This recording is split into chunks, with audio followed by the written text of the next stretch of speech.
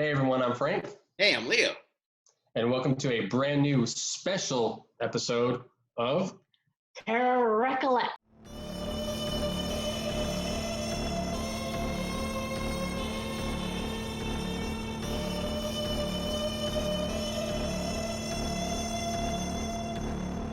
Hey, everyone. Welcome to our 6th episode of the 2nd season of Terror Recollect. Yes, we're still here. Thank you all for watching. Today, we start something that we've been wanting to do for a while, which is our special guest episode. So, Frank, who is the lovely lady sitting next to you there? Who is your special guest? my special guest, and this lovely lady to my right is my beautiful wife, Sari. Yay! Very excited to have her on today and for episode 6. So, Sade, what is it like to be married to such a devoted horror fan? Well, first of all, thank you guys for having me. Yay! And I mean, it's a crazy life. Obviously, I live in a horror museum. I was never a horror fan. I wasn't introduced to horror until I met him. I was raised in a Baptist household, so they were very restrictive on what we could watch. So yeah, and he introduced me to a couple of films, and I liked and I enjoy, and I like some aspects of horror, not all of them. Okay, then let me ask you this: what is a horror movie that Frank showed you that you really enjoyed? It probably has to be the original It. I was deathly scared of clowns, and then he put on the original It with the amazing Tim Curry, and I fell in love with it. I'm very glad to have you on the show. And Frank, what is the topic that the three of us are going to be discussing today? So our topic for today, since we're big fans of doing top 5 lists, not top 10 lists, top 5 lists, top 5 twists or surprise endings in a horror movie. Awesome. I love it. So let's just go ahead and get right into it. So, babes, what is the number 5 on our list? We want to go with The Orphan. And so basically The Orphan is about this couple who adopts this child, and some certain things kind of happen throughout the movie, and the mom is very convinced that she is just pure evil. They think that she's just an alcoholic who's making all this stuff up about this young little girl. But the twist is... Let me say it. Okay, so the twist is that this little girl is really not a little girl. She is actually a grown woman. The actress who plays the orphan, Esther, she looks like a little girl. Like, she's like constantly wearing a choker. She's wearing these like long sleeve up to her neck type things. But then at the end, it's revealed why she wears a choker and long sleeves. And she has fake teeth in. And then the reveal is just amazing because she starts like taking everything off, and she takes out her teeth, and there's like a zoom in on her teeth, and she's like wiping off all of the makeup, and she just looks. So The Orphan is a great one. So, Leo, that brings us to number 4. We chose number 5. You're going to choose number 4, so what is your number 4? Number 4, Sleepaway Camp. Dun, dun, dun. Classic film. I've never seen it. Movie opens up with a family being on vacation, and they are in a lake. There is a boy and a girl child in the water, along with an uncle, I believe it is. There's a boating accident, and only one child survives. We are not told which child survives, the boy or the girl. It's just one of them is dead. You see like a flotation device with blood on it. So the movie fast forwards years later, and they're now going to a sleepaway camp. And there are a series of deaths in which you don't see the killer. You don't see who is committing these murders. And then you have the character of Angela. We see her just being very quiet and very shy, and all these different murders take place in this very cool setting of a campground. So fast forward to the ending, it is revealed that it is actually Angela, but Angela has a penis. Angela's not Angela. Angela's actually Peter. In the accident in the beginning of the movie, it turned out that the girl was killed, but the lady who took the care of Angela decided to just make him a girl. So it's this very surprising twist ending with penis hanging out, and that will never happen again. And it's just great to see it in the way that it was originally for that time. In a sense, a more innocent time, but in a sense, they twisted that innocence. Yeah. So back then, you could have that kind of ending, and it just jacks people up even more. So that makes you appreciate the movie so much more now. Exactly. Oh yeah. So Sade, why don't you tell us what our number 3 pick is? Our number 3 pick is 2004's Saw. So we're going to talk about the very, very first one, which I have an appreciation for, because this is one of the very first horror films that I actually liked and I actually enjoyed. Because again, it took me a while, but I think that's one of the very first films that we saw together, and he introduced me to, and he even bought me the DVD. Whoa! Wait. Let me hold on. Let me explain why I buy DVDs for girls. All right, go ahead, Frank. Hey, first of all, that's neither here nor there. Why I do it? She expressed her appreciation for the film, so I bought her as a gift, because I like to buy movies for myself and others. I bought her Saw on DVD, and many, many, many years later, it was still in the plastic. She never took it out and watched it. Just like a lot of the things I buy her. I love it. It was just I love it. I meant to watch it eventually, and it never happened. But I really like this film. Yeah, I love it, but I would not watch it a second time. I'm gonna keep this. I have to be in the mood. Well, it's one of those movies that once you know the ending, it's kind of like The Sixth Sense. Once you know the ending, it's kind of like, well, it's less exciting. I've only seen it once. I agree. They're kind of hard to rewatch once you have that twist, because you already know. You're like, yeah, good movie, but I'd rather have the memory of the movie than sit there and watch it again. That's why the first one was so great, because the story was amazing, and plus it ended with this beautiful, shocking ass twist. What's the twist? So basically, there's only like a very small amount of characters in this movie. You have the 2 people locked in the room. You have the wife, the kid, and then you have the orderly, and then the cop. That's it. That's really it. Those are the main people. So you think the killer is one of them. It's either the cop or it's one of the 2 people that are trapped in the room, who are probably not really trapped. But then it turns out that the killer, the one that's setting them up, is none of them, but it's been in front of your face the entire time.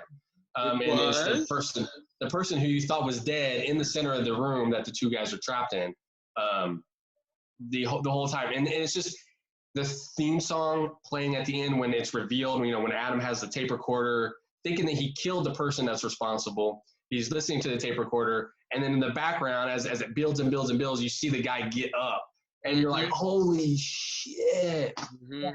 And I just got chills. I was about to say, I got some chills right here. I was remembering, because I've only seen it once, just like said, I've only seen it once.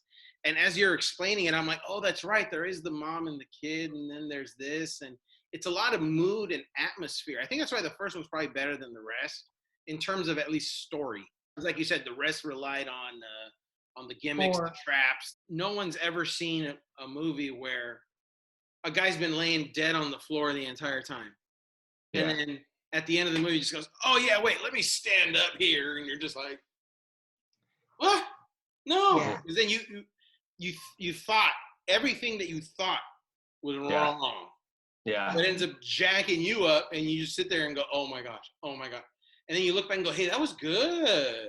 Yeah. And you're like, maybe I won't watch it again, but it was good. Yeah. And another clever... And if you haven't noticed before, another clever aspect of that is that when you watch the movie, he's actually a patient of Dr. Gordon, played by Carrie Elways, right? Yeah. That's why when he's laying down, he's not facing Carrie always because he would have recognized him. He's facing Adam, so because Adam doesn't know who he is. If he would have been facing the other way, he would have recognized him. Right. Well done, Frank. Hadn't thought of that. Then again, I only watched it once, but True. I was just like, what direction? He was facing what direction? What? Nice. Yeah. That's thinking. Thinking. The sequels are kind of lackluster, and I'm not really excited for the Spiral movie at all. So I'll watch it when it's free. Just to watch it, like Wishmaster or Warlock or Ghoulies. The first Ghoulies. The other Ghoulies was good. First Ghoulies was terrible. I'm glad I hung in there with the Ghoulies thing. Anyway, that's neither here nor there. Moving on. So that was number 3, Saw. So that was a great third choice. That is number 2, Leo. Number 2. I have visual aids for everything. Is the original Friday the 13th. Yes, sir. Dun dun dun. The Halloween ripoff. I don't consider that. Well, it is. It is, but let's call it what it is. Its lineage, how it came to be, is that it was a Halloween ripoff, but it's come to grow as its own thing. Halloween is now going to beat it in terms of sequels. It will now be 13 Halloween movies when the third. How do you feel about that? It got to 13 before Friday the 13th got to 13. I'm pissed. I feel let down. Yeah. Very few things I get upset about, and that is one. What the hell? I love Halloween. Don't get me wrong. Everyone at this point, knows Jason. But this movie was not conceived whatsoever to be a stepping off point for a hockey masked killer. That just happened with creativity, the desire to keep this franchise going. But the movie essentially has the same structure as Sleepaway Camp, though it precedes Sleepaway Camp, so it came before it, of killings that take place while they're repairing a summer camp. It's actually just counselors. There's no kids. It's counselors at a very, very beautiful scenic summer camp in the East Coast, and they're fixing it so they can bring kids back because the camp has been closed down for years because there was a murder and then there was a young boy that drowned. So fast forward to the twist ending. Is this a twist or is this a surprise? This is a twist. I would say this is a twist, yeah. I would say twist. So the whole movie, all you see is hold on, let me see if I can do it. I can't do this. I'm still on camera. All you see is a hand. All you see is a pair of shoulders. You don't see who the killer is. And then at the very end of the movie, there is the classic reveal that the killer is actually a woman. And not just like, regular crazy woman. It's this very sweet lady who's probably in her, I want to say, late 50s, early 60s. And it turns out that she's lost her mind. And the boy that drowned before all the killings was her son, Jason, little bitty Jason, before he grew up and got a hockey mask. And the twist is that she was the one who was killing, and she was killing to keep the camp closed. So her intentions were actually good. There's a point in the movie where she says, "Oh, I couldn't let them open up this place again. Could I? Not after what happened." So her intentions are actually really, really pure to a certain degree. She's still killing people, but she's doing it because her only son was killed in this manner. So Frank and Sade, what are your guys' thoughts on the twist ending of Friday the 13th, first movie? Well, let me start off first. So yeah, as Frank, let her start, Frank. Frank. As a novice horror film person, when I never saw horror films, and actually the very first horror film I ever saw in a movie theater was Freddy versus Jason. Yes. Yeah, so that was like the very first association of Jason and Friday the 13th ever. So when it came down to the very first film, here I'm thinking, It's the guy with the hockey mask. Like, how was I supposed to know? I didn't know, you know? So then it turns out it was his mom. So, I mean, it's a pretty surprising yet kind of endearing, because I mean, it's about a woman who lost her son. Like, yeah. So the motivations are different. They're not as, you almost have mixed feelings towards the killer, because you're just like, she wasn't trying to do anything bad. She wasn't like, had a machine gun and like, shot a bunch of people on the side of the road. And it just didn't go into town and kill a bunch of people. It's just like, no, horrible things happened to my only child here. Therefore, you will not do anything else here if I have anything to say about it. As a parent, I mean, I don't know. I hate using that. As a parent, you kind of almost. I mean, there's better ways to go about that, but you kind of understand in a way. Yeah, I get it. I mean, that might make any parent go a little bit cuckoo. That's just part of what family is and does. You protect each other. You look out for each other. You can empathize. Absolutely. So there's empathy there. And even for the mere fact that she was able to, I mean, she's not 20-something, she was an older lady, and she was jacking dudes up, and girls. She was jacking people up left and right. And being, kind of theatrical, you kind of leave bodies hanging, so that way as soon as someone walked by, they can get shocked ending, or, oh, I'm going to go run into the car. Oh, no, there's a dead body in the car. And, there was a scene where Alice is in the kitchen, and she's like, oh, God, I hope I'm safe. Oh, my God. And then she just throws a body through the window right where Alice is. It's like, she's messing with her. She's not just like, oh, I'm going to kill you. It's just like, I'm going to have fun with this. Mind games. Exactly. Mind game. And I just want to say, can we just start and, like, associate Mrs. Voorhees as, instead of just associating Jason with Friday the 13th, can we just focus on that this old woman, strong as she was, let's give her the credit. I do. Like, why do we have? I was very glad that this was one of the chosen, because she gets overshadowed by Jason. I mean, Jason's my favorite. I love Jason. But you have such a beautiful origin with what happened. And it always has to have its due. In my mind, always, Mrs. Voorhees, or she's later known as Pamela, I think through her tombstone in Final Chapter. But in the first movie, she was just Mrs. Voorhees. She didn't have a first name.